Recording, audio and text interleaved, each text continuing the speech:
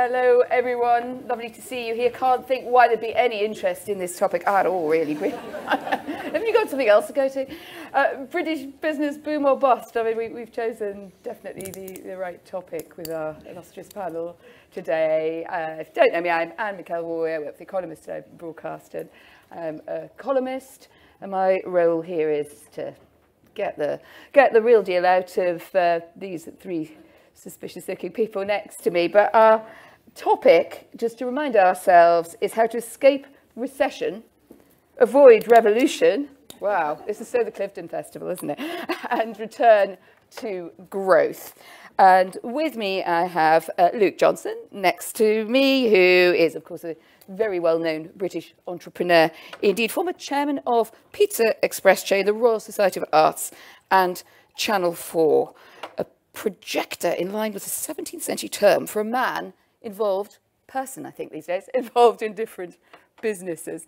Octavius is the CEO, founder of Mind Gym, a behavioural science business. Yeah, it is, isn't it? And it basically advises companies on how to not have their entire staff and leadership teams go completely around the bend by using really interesting techniques, and is, of course, very widely consulted on that, particularly in all seriousness. This has just become much more important on the minds of corporates. And a young rising star in Parliament with great future ahead of him, Michael Gove. Yeah, you got it. Former cabinet minister, many different departments over time, and most recently at the Department of Levelling Up. I did actually check with Michael as we were walking across if he had been one of those people who for about 3 days was Chancellor or something. But unfortunately, they've got to. And there is even a rumour, Michael, that you may be about to be heard on the airwaves of Times Radio as well, or is that the case? I think Times Radio is the finest speech radio channel in the UK at the moment, with unparalleled reach and a brilliant range of broadcasters, and I would recommend anyone in particular to tune in on Friday evenings between 7 and 10. Sounds like you've signed on the line, which is dotted. We're going to start, actually, in the order that the panelists said. I thought we'd just get early opening thoughts from you. So, I could set the scene, but I think we've been glued to our screens, and we know, apparently, that we have a new Chancellor. I heard this morning, Luke Johnson, Jeremy Hunt, absolutely tearing up, as far as I understood it, pretty much everything that Liz Truss had won the leadership on and come into office saying she would do. We know that the turbulence in the markets, it's settling down, but it isn't going away. So it does look, on top of everything else, the underlying problems of the UK economy, that this is a pretty bad storm. So where would you start to get us out of it? Well, I've spent 40 years starting and investing in growing businesses, and normally I am optimistic, but I'm certainly the most pessimistic I've ever been. I think there are 4 big factors that are impacting us and many other countries. I think that, firstly, the era of soft, easy money and low interest rates is over. That's reversed, and interest rates are reverting to the mean. And as the cost of money goes up, investment and economic activity is harder. And the immediate impact for that in the UK will be things like people struggling to meet their mortgages as the price of money goes up, and businesses unable to borrow money or finding it more expensive to raise money, and companies going to the wall. So I think that's one big factor. I think another big factor is the era of globalization, one-way ticket, is over, and importing deflation from China, the workshop of the world, that's going into reverse. Not just China, but India too. And so things are getting more expensive, and I think that's been a big factor underlying as to why inflation is such a terror. Thirdly, I think net zero and the idea that we can do away with fossil fuels is now being exposed as a folly. The Western world has been built on cheap energy. Without it, we will have a dramatically lower standard of living. And if people want to be much poorer, that's fine, but they need to grasp the reality of that. And the further we immerse ourselves in green fantasies, the more miserable, I think, for billions of people life will be. And this is something of a wake-up call. I think, you know, this winter will be grim. And this is a foretaste of what life's like without fossil fuels.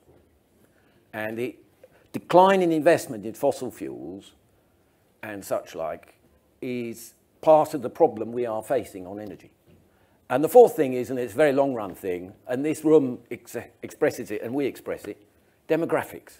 We are a dramatically older society, much older than we were in the 70s. Skincare's been good then. And demographics, aging societies lead to much higher inflation and a much less productive society ultimately. So, thank you. Apart from those positive things. I was quite glad you stopped at 4 by the end.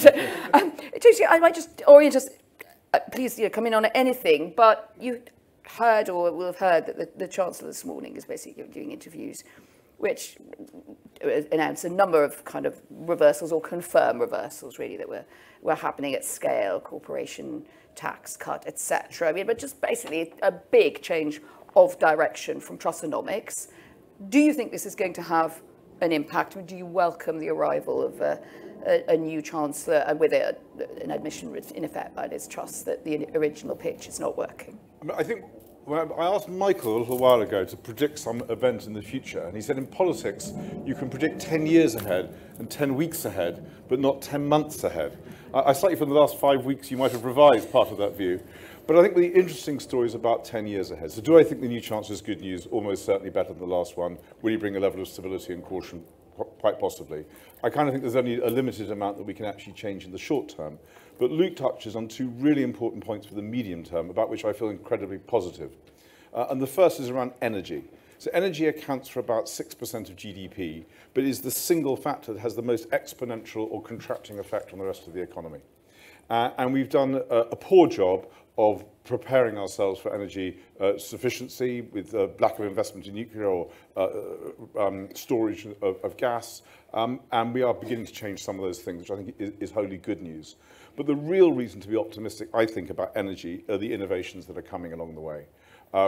Cambridge University, as some may have noticed, have just created a synthetic photosynthesis, which has actually existed for a while, but they've created a wafer-thin plastic layer that can sit on lakes and waters and collect the heat from the sun. And just to give a sense of how significant that is, the amount of energy that the sun gives in 1 hour is enough to fuel the energy for all mankind for a year. So you have new inventions like this. Nuclear fusion is further ahead than it has ever. It's like almost like cures for cancer. For years, people thought it was going to come, and it didn't. And now, it's scientifically, it's pretty much there. And now it's an engineering issue rather than a scientific issue. And I met someone the other day who's sold his business for an enormous amount of money and has now reinvested it in mining meteorites, which is just a fantastic, almost sci-fi concept. But he says that meteorites are full of, amongst other things, sand, and it's very hard to build solar panels and send them up to space, but you can actually build solar panels in space if you take the sand from the meteorite and turn it into solar panels. I'm glad you came with a sort of modest proposal for curing the UK's... It's the kind of, Livingston will obviously have a vast hotel complex on Mars as well to get the meteorite. Certainly hope I'm going in that case. Oh, we're all going if asked. Now, Michael, stability in politics really does start at the top, doesn't it? So just give us your, if you can predict even 10 days ahead, we'd be quite happy, never mind 10 months. Do you think that Liz Truss will remain in post? Yes. I think, in answer to your earlier question about the difference that Jeremy Hunt will make as Chancellor and the consequences of his taking power, in a way, his arrival confirms what I think most people actually were able to say within 24 hours of the mini-budget, which is that there were two fundamental errors that had been made, a political error and an economic error, and the two came together. The political error was to go ahead with a tax cut for the wealthiest in our society at a time when, inevitably, the overwhelming majority were going to face tougher times, and when the vulnerable in our society were potentially seeing their benefits cut relative to inflation. to have a tax cut which meant that millionaires were getting tens of thousands of pounds extra a year was just unsustainable.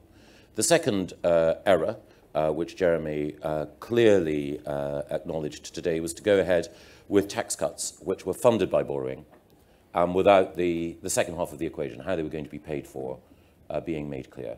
And that was, again, a political but also an economic error. An economic error because the reaction in the markets was an entirely rational one, which is you are taking, at a time when your economy has been through immense strain, a tremendous risk. You're asking someone who is our economy, if you can personify it, you're asking someone who's been through a profound illness and is in a period of convalescence to run a marathon, and indeed to, basically to go through an economic Ironman test. It won't work.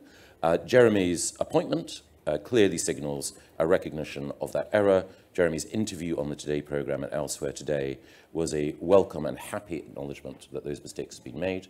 And it was also welcome that when he was pressed on some of the detail about what he would do, he quite rightly said he's only been in office for a few hours. He needs, in the days ahead, before October the 31st, to do a drains-up exercise to see what is and is not possible. So that's to answer the immediate. Yes. I can go on to deal with some of the other questions that have been raised. I just wanted an answer to my very question, and you would know this as an eminent radio host to be, as I need an answer to the very first question, which is Liz Truss going to stay in post, to which you said yes. Could you just marginally expand on that detail? I think, again, I don't want to act as even more of a plugger for BBC Radio 4 and the Today programme than I already have been. But I think the point that that Jeremy made, the 2 points that he made this morning were correct. Firstly, that people were looking for a period of stability overall. And secondly, that judgment will be passed on what we do, what the Conservative government does at the next general election. And attempting to preempt that judgment would seem to me to be unwise. But I do want to stress that of the points that Octavius and Luke made, I think that they're all critically important as we consider the backdrop against which any government is having to navigate. And I think Luke is absolutely right that quantitative easing, money printing, which was necessary in the immediate aftermath of the financial crash and necessary also during the COVID pandemic, has meant that we have had a misallocation of capital and a misallocation of resources, and we've seen inequality increase, asset values rise, and correcting that, not just in the UK and elsewhere, was always going to be very difficult. On top of that, I think Luke is absolutely right as well, that we're going through a period of deglobalization, and both war in Ukraine and COVID have meant that people appreciate the importance of domestic economic resilience more, and so we have phenomena like onshoring and friend-shoring. In other words, building our own domestic capacity in areas like pharma, or making sure that when it comes to energy, that we're reliant on those countries who are our friends rather than those who are our enemies. The final area, though, where I would disagree profoundly with Luke and agree with Octavius is on net zero. Yes, it is the case that we will need hydrocarbons for a significant period, but we cannot ignore the fact that capitalism, which is the only way of generating economic growth, creates two big problems: inequality and dirt. The state has to act in both of those areas. The state has to act to address inequality, and there are a number of ways in which it can do so, but the state also has to act in order to address the environmental externalities that growth generates. And it has been a consistent Conservative theme from Disraeli through Salisbury to Macmillan and Margaret Thatcher that Conservatives address the environmental degradation that economic growth inevitably brings with it. And the reality of climate change and the scientific evidence for it is incontrovertible, which is why I think that the technological solutions that Octavius has talked about are absolutely vital. It will be the genius of the free market and the Promethean spirit of the individual that will generate these breakthroughs, but the state has to create the environment in which those breakthroughs can be taken to scale. Look, a brief response on that, if you could, and of course it does fit our topic, but I don't want to go entirely end up in our 45 minutes only on the net zero debate, which is obviously quite wide-ranging. But just your thoughts on that, and if you could just then segue into, okay, remember our focus here, which had an escape recession. So I suppose we'll make you kind of virtual chancellor. All sorts of things can happen, and where would you be going in the next days and weeks? But please, I think it's take it in a your fantasy order. that the Chancellor can fix the problems we face.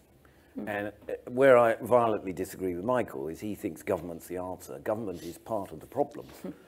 Government has run up 2.5 trillion, 20% odd of which was squandered during lockdown, thanks to people like Michael. And that's why we have a problem selling our debt. We live at the generosity of foreigners who are funding our public sector. And unfortunately, we have the obsession with individuals and personalities and the politicians. We think this is somehow the answer. They're to blame. They're a rounding error to a degree. Ultimately, we depend on the free market and private enterprise, and if they're crowded out by the public sector, and if investors are put off investing in the sort of schemes that Octavius was talking about, we are going to have a much lower standard of living. Not the people in this room, but tens of millions of people in the next couple of years are going to face horrible sets of consequences.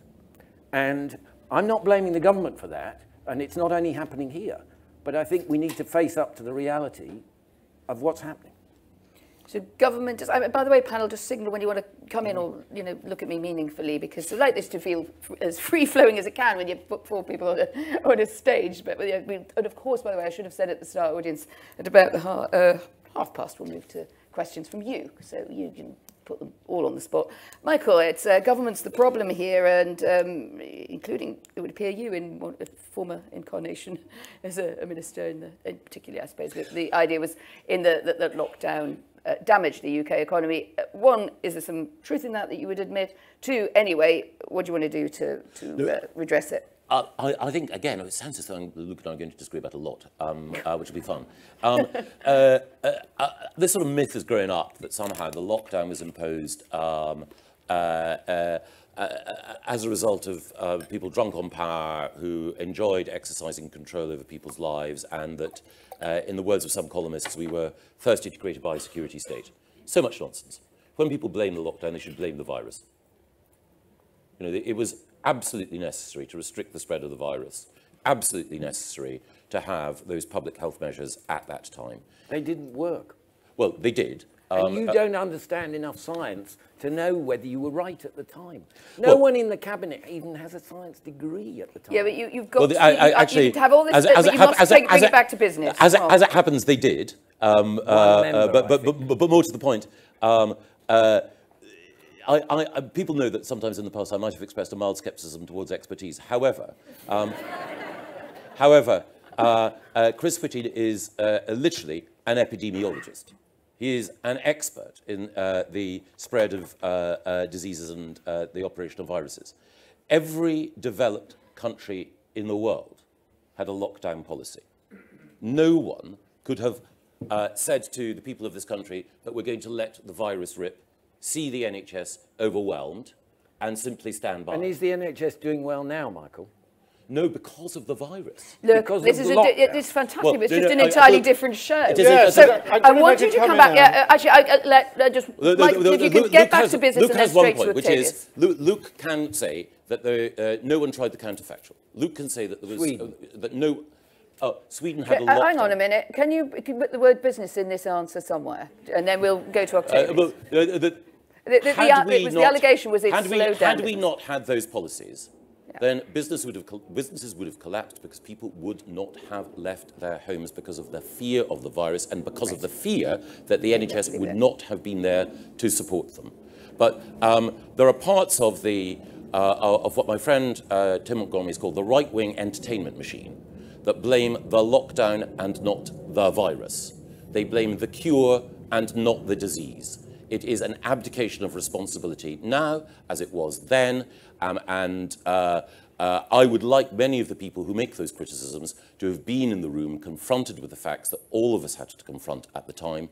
When you're making decisions in politics, you're making them with imperfect information in real time. All the choices are bad. None of them are necessarily those that you would wish to contemplate in peacetime, as it were. But Right, it is Michael, it is a lurid fantasy to imagine that we could not have done it. And those who argue that we should not have done it, I would put a risk premium on investing in their assets. Whoa. OK, I'm pleased to let you finish. Well, that one is at least a zinger. It still did have the word business in it. Oh, David, but you know what I mean. Let's keep this. Let's consider that argument to be continued, and there will be a fight round the back of the come and watch. Two prize fighters on this topic. But it was clearly a big return to a point that Luke made pre-COVID conversation, which was about, I think, well, diagnosis is very fair about the issue of talent, but I think that's a great opportunity rather than a big problem, the demographics. So if we look at the growth in the 1980s, a large part of the reason for that growth was the increase in women in the workforce. And so if the workforce actually increased in terms of the number of hours people were working. The next growth opportunity is with people who are older ages. And there's an enormous amount of psychology that shows that retiring and stopping working is really bad for your health.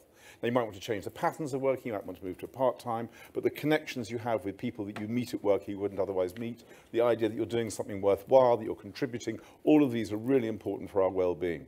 So if we want to tackle, as we, I'm sure, all do, illnesses in old age, whether it's dementia or Alzheimer's or just the lethargy of life for not having a clear purpose, we're going to want older people to work more, and as older people, we are going to want to work more. Now, we have two problems with this at the moment. The first is that we associate, as we get older, we think we are wiser and therefore should be paid more money. And we equate our value with the amount that we are paid. But peak earnings, I hate to tell everybody, looking at this audience, judging perhaps unfairly, peak earnings are about 45, a bit younger for women, a bit slightly older for men, but that's roughly where we're at. And therefore, businesses see the value of older people as less for them than of younger people. And therefore, we have to break this association with I must be paid more each time or I'm going to stop working. So we need to find a way to do that. And the market has slightly done that. What happens is people retire, they become freelance consultants, they say I'm going to charge £1,000 a day, but they end up working 2 days for the £1,000 they charge. So in effect, they're running £500 a day, but their identity is protected. So on the one hand, as we get older, we're going to disentangle this association between how much we're paid and how much we're worth. The second thing, of course, is that businesses, in the era where discrimination is absolutely challenged at every moment, the one area of discrimination that's not being challenged is over age. So we know that it is absolutely unacceptable to choose a resume or a CV because of someone's gender or someone's race or their name suggesting their ethnic origin. But consistently, we find that people do select based on age. That if you're applying for a job as a data scientist or a full-stack engineer, if you're in your mid-50s, your chances of getting it are far less than if you're in your mid-30s. So I think there's a really important opportunity in a market. I think there's one thing I've talked about, energy and innovation, and I think it's really important. The second thing that I think will lead to boom is redefining how we think about the demography and the nature of the workforce.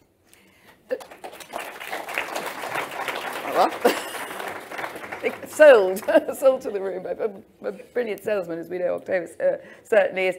Look, your analysis, I suppose, came from a philosophical viewpoint about government, that you think it's too big, it gets in the way. But there is going to be government. It is going to be active in the economy.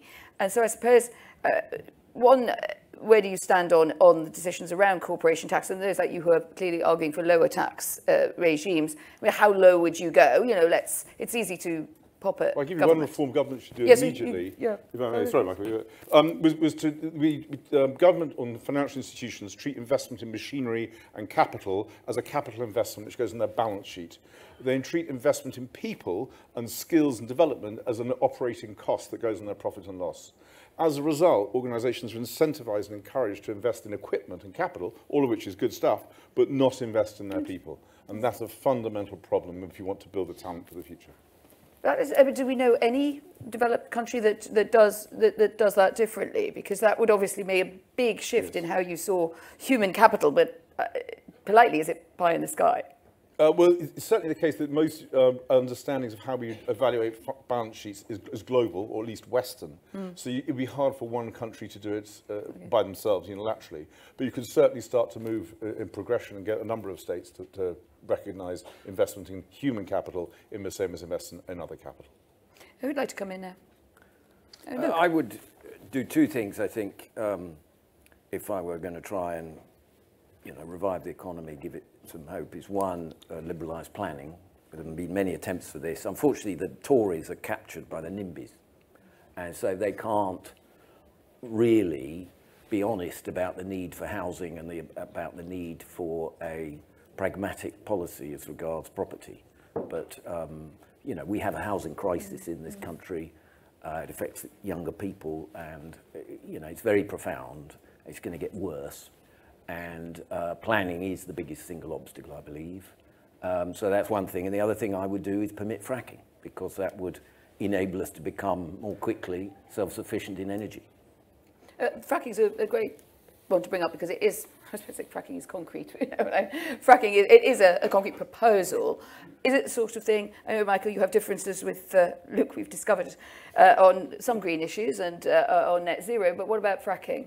Well, I'm not convinced by those who make the case for it. I don't take a theological view, but I'm not convinced that that it's going to be the correct solution to our energy woes. I'm rather more, inclined to believe that the oil and gas that we need can be provided for a period from the North Sea and from our friends, and that the right thing to do actually is to put more of our intellectual energy, no pun intended, behind other sources as we move away from hydrocarbons. But I don't take a theological view on it, but I think a practical and pragmatic one. But I do want to disappoint Luke by agreeing with him on the point about land use planning. And I do think that planning reform, and we may take a different view about how it might be achieved, is something that needs to be tackled. One of the problems that we have in this country when it comes to both commercial and residential development is that the way in which both the planning system but also the oligopoly of volume house builders restrict access to land keeps the prices of houses far higher than they would otherwise need to be. One last, I think, just a quick last thought from the panel and go out to the audience. Your last job, levelling up, obviously an important part of all of this, and something that you've touched on, inequality, but also it's significant in every sense, the divide in the country, but also what that means for generations coming through, and also politics, raw politics. How's the next election going to play out? Do you still really believe that this government can deliver any sort of levelling up agenda in let's say, in the reasonably short term up to the next election and perhaps the years beyond, if indeed it has any hope of being re-elected? I mean, would you really, if you're being honest, put your hands up and say it fell apart, it fell to the sides because there were so many other challenges and the government was sort of going into its crackers period? It's...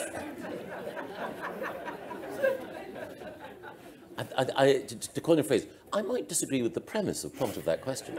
But I think it's very difficult because in a way, you're quite rightly inviting me to mark my own homework. And even though it was a collaborative exercise, at least it's got my name along with others at the bottom of it. But I would say just very briefly two things. Firstly, even before I was appointed to the department, I had the name of Levelling Up. Exercises in levelling up, successful exercises were carrying on. So I would say, in a nutshell, were one to go to the Tees Valley, were one to look at the work that Ben Hatchin has undertaken there as mayor, we would see a combination of things. Strong local government, working in partnership with the private sector, leading to investment in manufacturing capacity in industries of the future, with an individual who is committed heart and soul to transforming a part of the country that's been overlooked and undervalued. So there are already levelling up successes, not just works in progress, but steps that have been taken.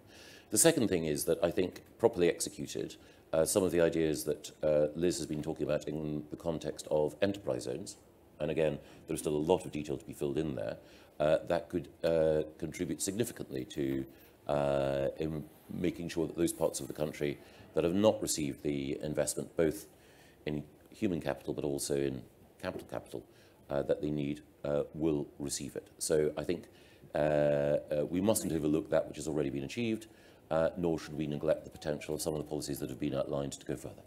Octavius, just a thought about, maybe you talked a bit about what the human capital was your You know, that's your sort of bumper, your banner. Anything from, I thought from both you and Luke, quick thoughts, and then to the audience.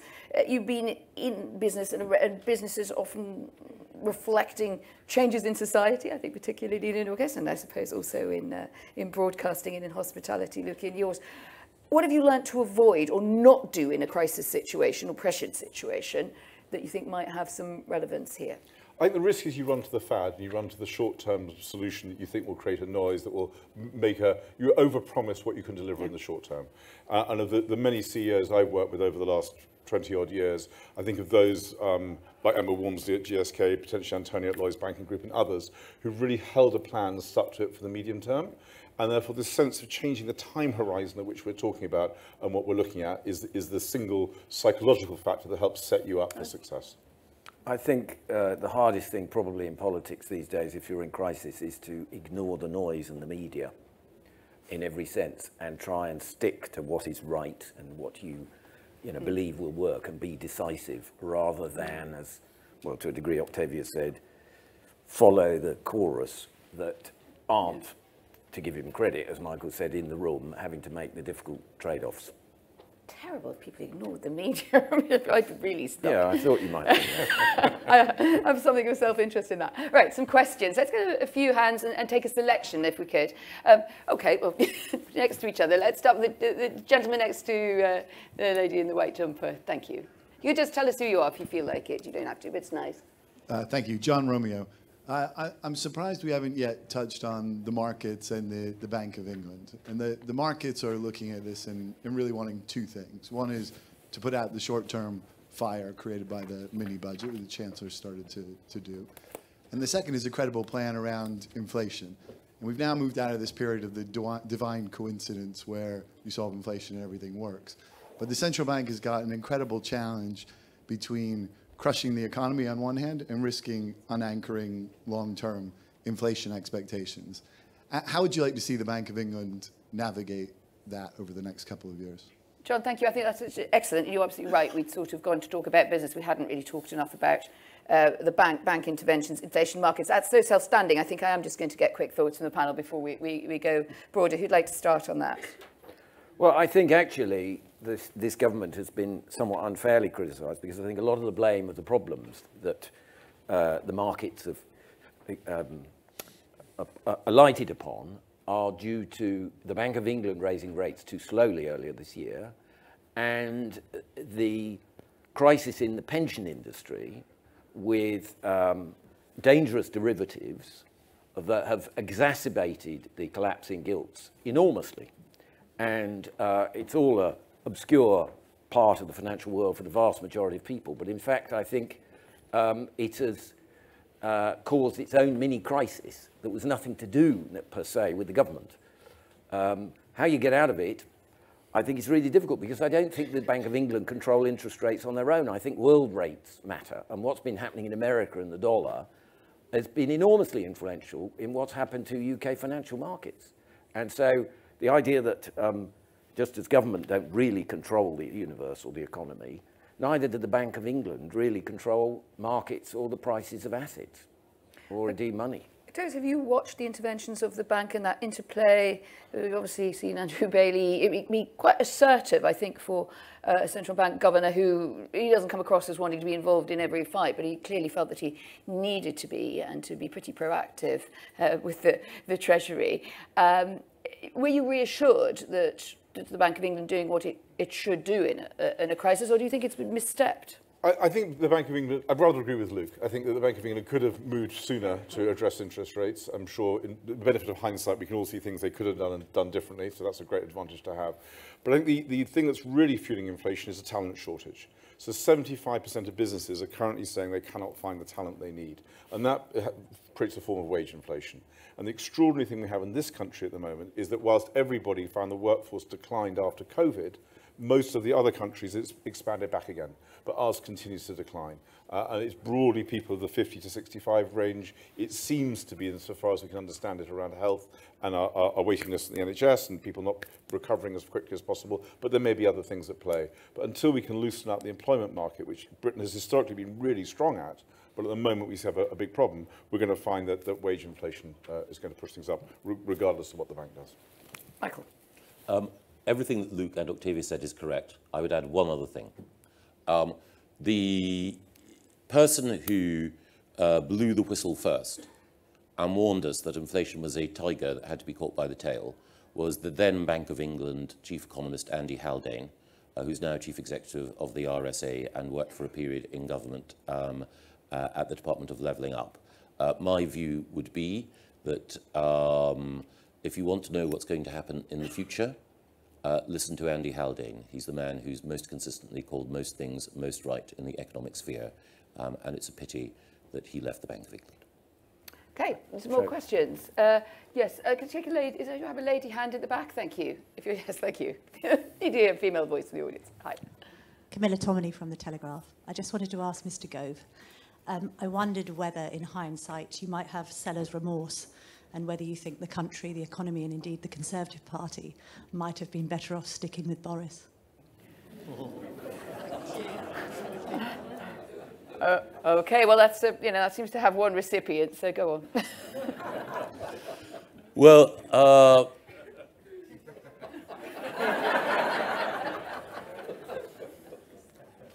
I love Boris.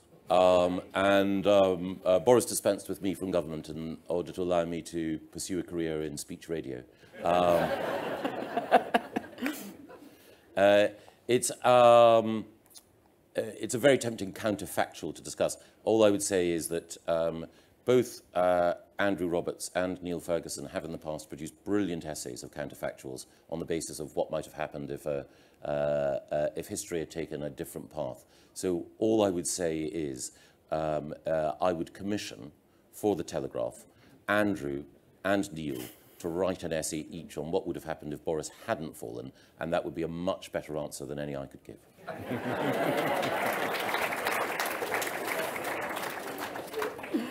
Oh, Camilla, it's almost like you ask these questions for a living. Right, let's take some more. Like, we need to speed through. Do you know what to do? Just the gentleman with his hand up there in the middle, and something from this side. Yes, in the blue jumper. And this time you really do have to ask both questions because we won't get through so many. So this side first, right. If you've got the microphone. Mr. Black, you touched on the, I guess, the challenges with wage inflation and finding staff, and I'm an investor in companies, and I've certainly seen that across my portfolio.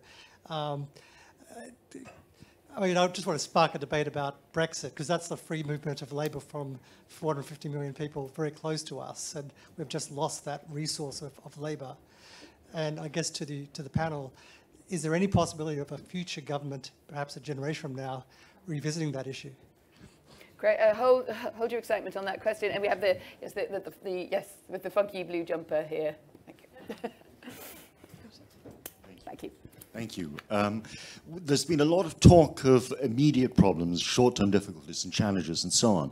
It would be interesting to hear from the speakers what they think would be the 3 key priorities governments of any complexion should have in the long term to boost long-term sustainable prosperity. Thank you. Great, both great questions. So look, I'm going to go with you. Brexit is fundamentally the problem because it impedes the resource of labour. Free movement is gumming things up there, and 3 or a couple, I think we'll a couple for time. Key priorities in the longer term, which I think is a very good prism to bring to this. And we'll start with Luke. Yeah, quite a lot of the research that's come out recently since Brexit has shown that actually, you know, the labour force has not suffered that dramatically from people going back to Europe. So I'm not convinced that it's the problem people think it is. I think what has happened is that there has been enormous wage catch-up for people at the bottom end, and that is still necessary to go on, and it's partly to do with the cost of living and housing and so forth. But I think that is meaning that a lot of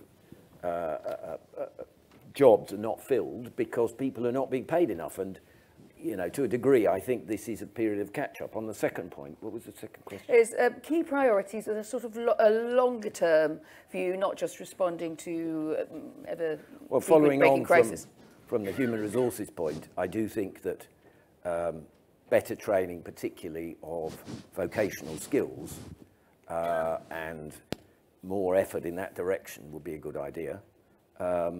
I do think becoming more self-sufficient in areas like energy, and I do agree with Michael, it shouldn't just be any particular one source of energy. It could be nuclear as well as fossil fuels as well as renewables. Probably, you know, in agriculture too, I think that we should try and make more of our own products and import less. Because in a less globalized world, I think, you know, we need to be more self-sufficient. Octavius, where do you stand then on this sort of Brexit? No, sorry, the question was also, will it be revisited, if anyone would like to also touch on that, but this idea that it is sort of manifestly more difficult if you to keep your kind of labour stock and skilled labour stock up if you put limitations on freedom of movement.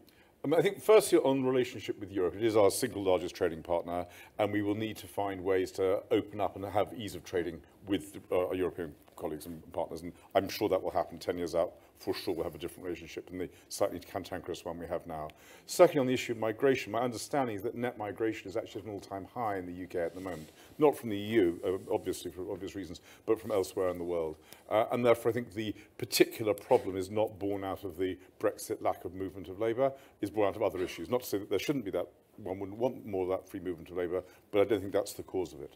I think the more interesting, if I may come back to the question about the three priorities, for me they're very clear. One is energy, and I talked about that at the beginning, and how we focus in innovation to create new kinds of ways of creating energy. We look at how coal affected the Industrial Revolution, how oil affected the 20th century. We need a new way of creating energy, as well as all the things we talked about to maintain it. The second thing is about the workforce and how we increase the workforce, and in particular using the benefits of the demographic change in order to bring more older people in as equals and as partners to the workforce. And I think that will change things enormously. Obviously skills, investment in human capital. And the third thing we haven't particularly talked about is about the digitization of public services. That ultimately we have a cost to running the public services we want to provide. I'm going to briefly touch on health and education as two of the larger ones where I think we can make most difference most quickly, that will create a budgetary situation where we cannot afford to make the investments in, say, defence or energy that we might otherwise want to do. And that very briefly, we run 500 courses a week all over the world, and they're pretty much the same in Milan and Missouri and Mombasa and Manchester. If you're creativity for logical thinkers, you'll get broadly the same experience with the person locally making it adapted to the particular situation and the cultural environment you're in. And education could benefit from exactly this route. So you have standardized, much more standardized coaching methodology. Khan Academy is a great example of that. And you could actually take out an enormous amount of cost. Health. Sorry, I know long term, it's fascinating to me too as a former policy editor, but I'm just aware we need to just, clock is beginning to run against us.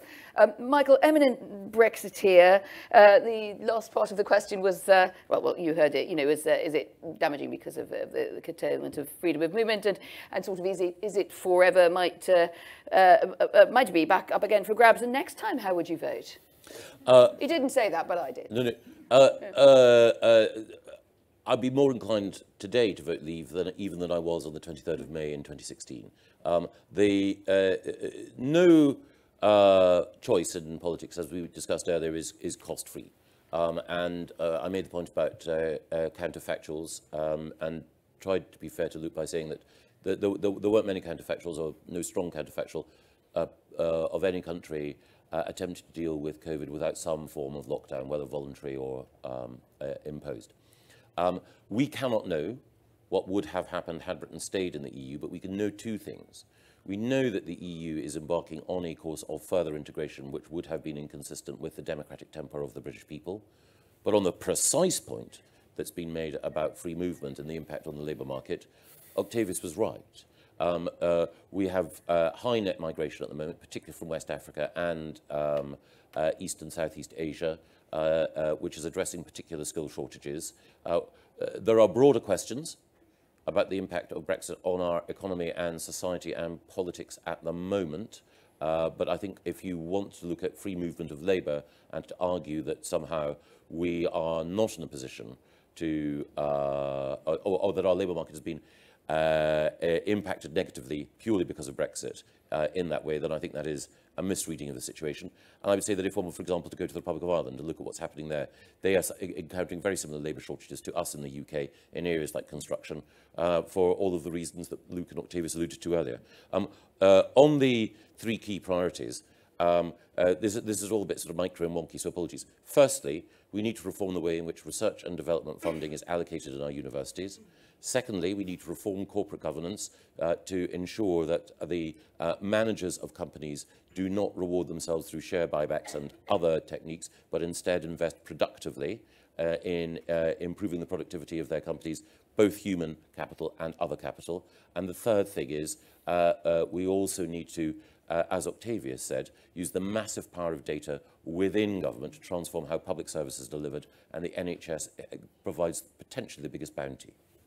Last run round the panel, because I'm afraid we must close in a couple of minutes, so it's going to be haiku-like answer, but it's a haiku-like length question. Given our context here, boom, bust, everything that we know about the emergency all around us in the markets and the economy and the government's handling, Luke, does this make it more or less likely, do you think, that we will see a Labour government and a Conservative one at the next election? Well, on present polling, it's almost certain that we will see a Labour government, and I fear that we are headed into a pretty severe recession, so unless we come out of it within 2 years, I'm afraid it's a guarantee. And I guess after 15 years of Tories, people will be sick of them and want to change anyhow. God, is that possible? Octavius. There's a great psychology professor called Philip Tetlock who identified the people who are best able at forecasting the future. And they are the opposite of the people you have on this panel. They have no axe to grind, no strong view. They constantly collect data, and they constantly revise their predictions as new data arrives. And it seems to be with 2 years still to come, I'm certainly in no position to predict what the outcome will be. A lot could happen in 2 years. You really trying to, you don't want to, or you genuinely think it is open? I genuinely think so much can happen in 2 years. I think you cannot predict these things. 3 years ago, 2 years ago, Keir Starmer had no chance. He was never going to make it. He was a boring fellow, and he wasn't going to recover from anti-Semitism and Corbyn. And now we're all sailing him as the next Prime Minister. Michael, this is the end of the long-running Tory roadshow electorally. Well, I am a very, very poor predictor of the future. As you know, Anne, and some members of the audience may know, I once wrote a book called Michael Portillo, The Future of the Right. Now, that book should probably have been called Michael Portillo, The Future of Nighttime Speech Radio.